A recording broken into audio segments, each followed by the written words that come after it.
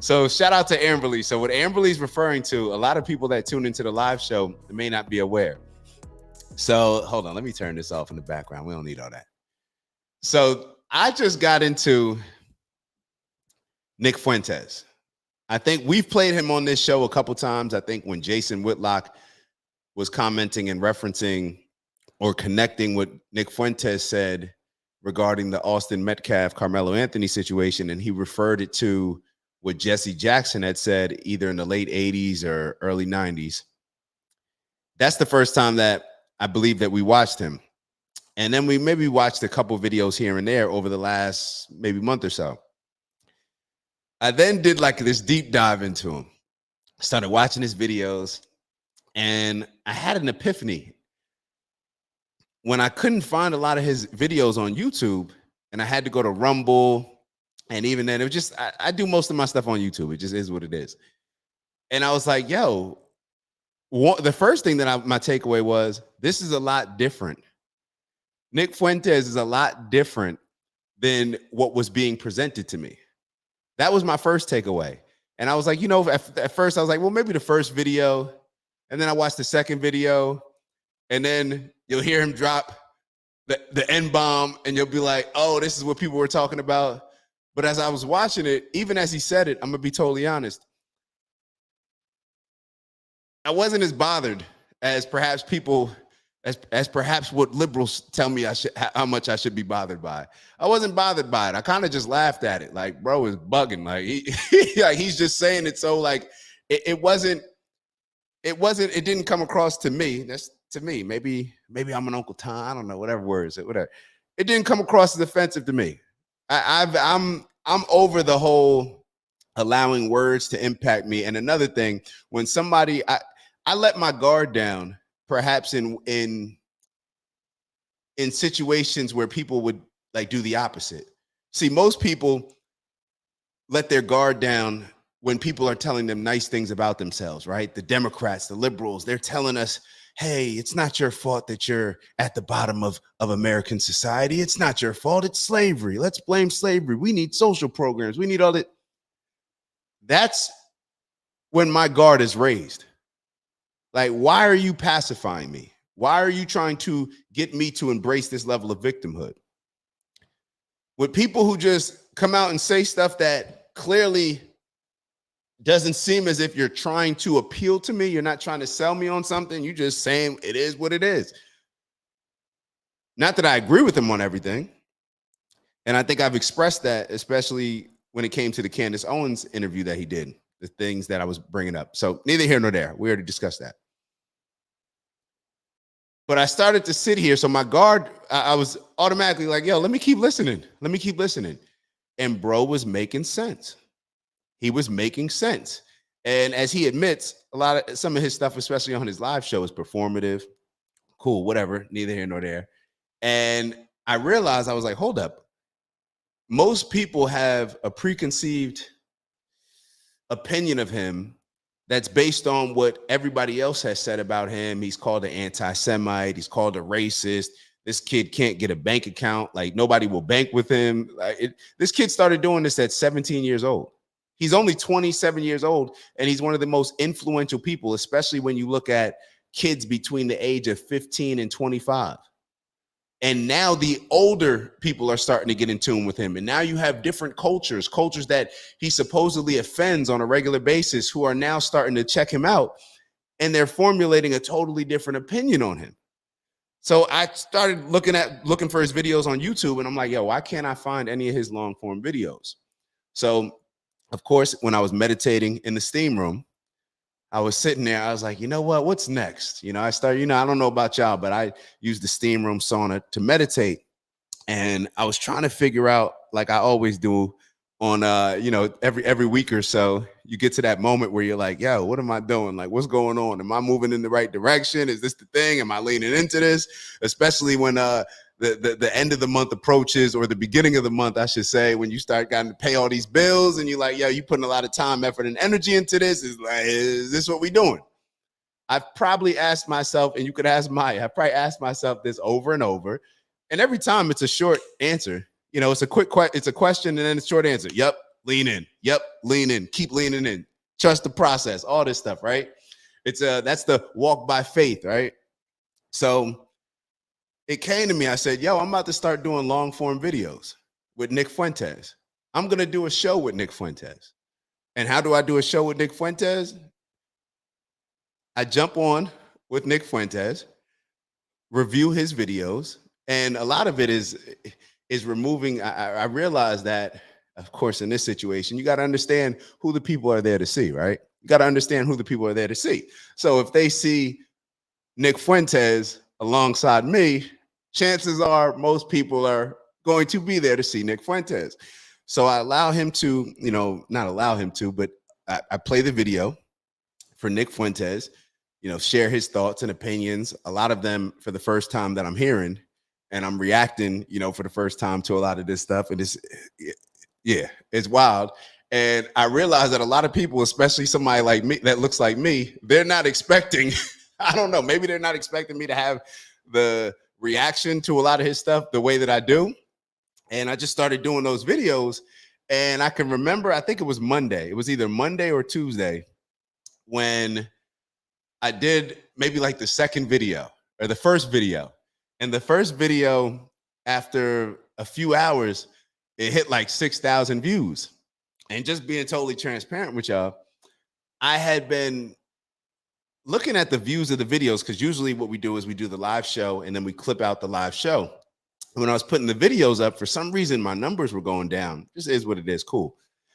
My numbers were going down and it would hit like 10 views, 20 views, 30 views. And here I'm sitting here like, damn, we got almost 18,000 subscriptions. Like, how is it only hitting, like, accidentally you would tap on the video? I mean, I think you have to watch it for a certain point in time, certain length for it to be counted as a view, but I just couldn't make sense. I'm like, all right, whatever. But I just kept to it. I'm like, you know what? Doesn't matter. It doesn't matter. It's more about putting out the information. It's more about, for me, how I look at communicating with y'all on this show. Perhaps it's a bit different than how other people look at it, and to each their own. But I look at this is my Bible. You know what I mean? This is my story. This is the blueprint that I'm going to leave behind for my kids, for whoever's interested. I want them to know exactly how I was thinking in real time. And when I have kids, knock on wood, got to make that happen. This is the blueprint that I'm leaving behind. I don't want it to be left up in the air. What was Pops thinking? What was Granddaddy thinking? What was whatever you are to me. I want you to be able to go back, watch my videos, see exactly the things that I said wrong that you may have thought, and the reasons why, give some context, all these different things. This is why this is important for me. This is the legacy that I'm leaving behind. This is the communication. So for me, this show, this is my Bible. So I don't even know where I was going with that, but let me kind of bring it back to what happened on Monday. So on Monday, I put up the first video and it got like 6,000 views. And I was like, yo, I called Maya up and I'm like, yo, I think this month, I think we could hit like 100,000 views for the month. So then she was like, cool. I was telling her what happened. And I was, looking stuff up on YouTube, boom, boom, boom. And I was like, yeah, we could, see how much YouTube's going to pay us for that, whatever. So as the day goes by, I'm just reviewing the videos, right? I'm reviewing them, recording. So I'm not really paying attention to the actual video that I already posted. So then as I go back, I'm seeing all these alerts, like all these comments that I have, and it's going from like 6,000 to 8,000 to 15,000 to 20,000. And I'm like, yo, I'm hitting her up like, yo, forget 100,000 in a month. Like, we finna hit that today. So I put up a couple videos and literally we hit like 100,000 views that day. And I was just really surprised with the comments, or not really surprised with the comments.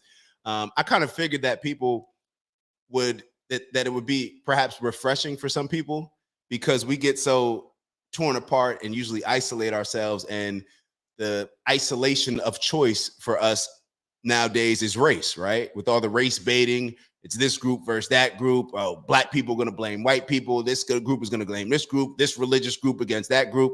It's usually based on race and religion.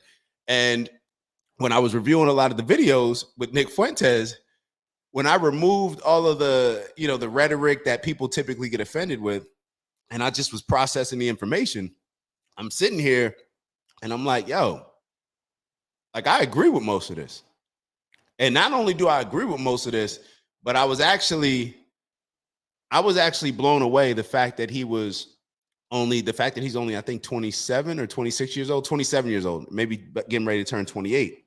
And y'all have heard me talk about Candace Owens in the past with how impressed I am with her. I think Candace Owens is only like 34, 35. Like when I first found out that Candace Owens was younger than me, I was just impressed. I was impressed of her passion, how she communicates, different ability. I almost look at it like I was looking at Nick Fuentes videos and I'm like, damn, like, yo, like how people were looking at LeBron James, like, yo, how is he so young and dominating this much? And then I started looking into it even more. And I'm like, why are all these other political commentators, these podcasters scared to talk to him? Why won't Pierce Morgan have him on the show? Why won't Tucker Carlson have a conversation with him? Why Candace Owens had the conversation and it was a little bit of a different type of Candace Owens show, whatever. Why won't Patrick Bet-David? Why won't all these people? Patrick Bet-David's response was, oh, he uses the N-word. And I realized that people were just trying to come up with whatever excuse they could in order to not have him on the platform. And it was real like Andrew Tate-ish at the time. I remember I was late on Andrew Tate. And then, I heard all these people talking bad about him. And then when I finally watched him, I'm like, I don't get what the problem is. Y'all are bringing up all this stuff from his past, but do you disagree with what he's saying right now? And to be totally honest, this was one of the first people since, Andrew Tate, obviously having the recognition. I believe at this point, he was the #1 Google person in the world. And when I compare Andrew Tate to Nick Fuentes, Andrew Tate is my guy, right? I hold him as far as like just how he communicates, all these different things. Nick Fuentes is in a totally different stratosphere. A totally different stratosphere. And for one, I didn't know he's not like an impressive looking guy as far as like, Andrew Tate's got the muscles, got the cars and all this stuff. This kid is just sitting behind a desk, just speaking. And he's saying the things that everybody else is scared to speak of. So I started to notice certain contradictions as far as how he was presented to me. It's like, oh, he's the racist. And then I started to look at, oh, he's calling out Israel on a whole bunch of stuff. What happens when you call out Israel on a whole bunch of stuff a lot of times? A lot of times they're going to label you as a racist anti-Semite. Now they're trying to convince the black people that he's a racist too. So you won't even actually check out his videos. So long story short, to bring it back, shout out to Nick Fuentes. We've been doing a show together for the last week, and literally the followers, I think we've gained like just in the last 3 days, maybe like 6,000 followers, 6,000 subscribers. And it's dope and bigger than the subscribers. It's actually the comments that really just like boost me up a little bit. The whole hype me up. Yeah, hype me up. The comments are what's hyping me up because I'm sitting here and I'm like, yo, I'm just thinking that they just here to see Nick. Let me not, feel myself at all a little bit. This ain't about me. This is about Nick, which it is. But every once in a while I'll get a comment like from Amberly and it'll have something there and I'll be like, yo, like they not only commented about Nick, but they appreciated the commentary that I was giving, the feedback. And so, yeah, it's just business is booming. That's what I say. I say all that to say business is booming. And what's amazing about it is now a lot of the Groypers, his followers, they can come over here, build with us, have these conversations that all of us don't always agree, right? But we get more people in the building to engage in these type of conversations, this type of dialogue. And that's the only way that we're going to grow.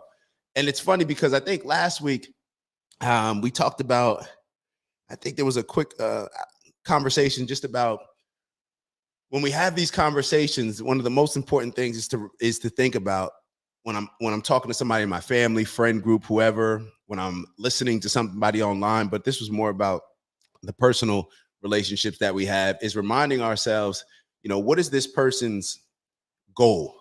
This person that I'm arguing with, let me remind myself that I believe they're a good person and they have good intent. We just have different ways of perhaps accomplishing a problem or accomplishing a solution to a problem that we both understand it's a problem, but we just have different ways of getting there. So neither here nor there. Shout out to damn, yo, y'all really boosting your boy. Yo, this is dope. This is dope. And yeah, so that's what it is. So I'm gonna continue to be pushing out a lot of those videos. I've probably been getting like 3 hours of sleep every night this week, just making sure that I'm staying up and just getting y'all the videos, editing. Y'all know we got a small team over here. We got a small team as far as producing the content, researching the content, editing the content, putting out the content. It's a small team over here, but it just is what it is. So we're gonna keep pushing. We're gonna keep